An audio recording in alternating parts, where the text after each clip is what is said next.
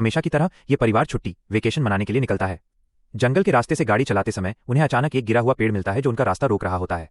आगे बढ़ने का कोई रास्ता न होने पर वे अपनी आरवी से बाहर निकलते हैं और सोचने लगते हैं कि शायद तेज हवाओं के कारण पेड़ गिर गया होगा। लेकिन तभी अचानक उनके ऊपर बड़ी संख्या में कौवे आ जाते हैं जो जिम को बहुत अजीब लगता है। इसलिए वो जल्दी से सबको वापस आरवी में ले जाता है और फैसला करता है कि वे कोई दूसरा रास्ता ढूंढकर आगे बढ़ने की कोशिश करेंगे। हालांकि जब वे वापस मुड़ते हैं तो कोई दूसरा रास्ता मिलने के बजाय वे एक ऐसे छोटे से शहर में पहुंच जाते हैं जिसे उन्होंने पहले कभी नहीं देखा था।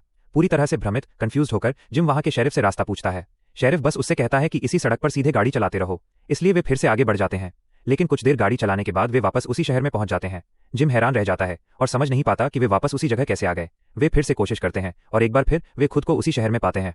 इस मोड़ पर शेरिफ को एहसास होता है कि अब इन्हें आखिरकार सच बताने का समय आ गया है। जिम सोचने लगता है कि वे बार बार एक ही चक्कर में कैसे घूम रहे हैं। जब वे एक बार फिर आगे बढ़ते हैं तो अचानक उनके सामने एक दूसरी कार आ जाती है।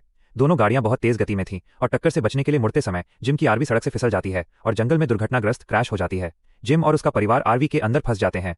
इसी बीच दूसरी कार का आदमी शहर पहुंच जाता है। शेरिफ जिम को रोकने और आखिरकार उसे सच बताने की तैयारी कर रहा था। जब वह आदमी दुर्घटना के बारे में बताता है तो एक व्यक्ति उसे क्लिनिक ले जाता है, जबकि शेरिफ आरवी के पास जाता है और जिम व उसके परिवार को बाहर निकालने की कोशिश करने लगता है। कुछ समय बाद एक डॉक्टर भी वहां पहुंच जाता है और तब तक शेरिफ जिम की बेटी और पत्नी को बाहर निकालने में कामयाब हो चुका होता है। लेकिन जिम के बेटे का पैर बुरी तरह घायल था, इसलिए उसे खींचकर बाहर नहीं निकाला जा सका।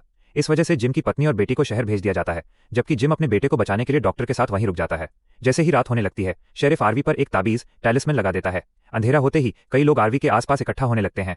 जिम को लगता है कि वे मदद के लिए आए हैं, इसलिए वो दरवाजा खोलने के लिए आगे बढ़ता है, लेकिन शेरिफ उसे समझाता है कि वे इंसान नहीं है, वे राक्षस मॉन्स्टर्स हैं जो रात में शिकार करने निकलते हैं। जिम को आखिरकार सच का एहसास होता है और इसी बीच डॉक्टर उसके बेटे के पैर में फंसी रॉड को निकाल देता है। वे सभी सुबह होने तक आरवी के अंदर ही रहते हैं। जब दिन का उजाला होता है तो शेरिफ इस जगह के बारे में पूरा सच बताता है। यह एक लूप की तरह है। यहाँ से कोई कभी नहीं भाग सकता और हर रात यहाँ राक्षस आते हैं।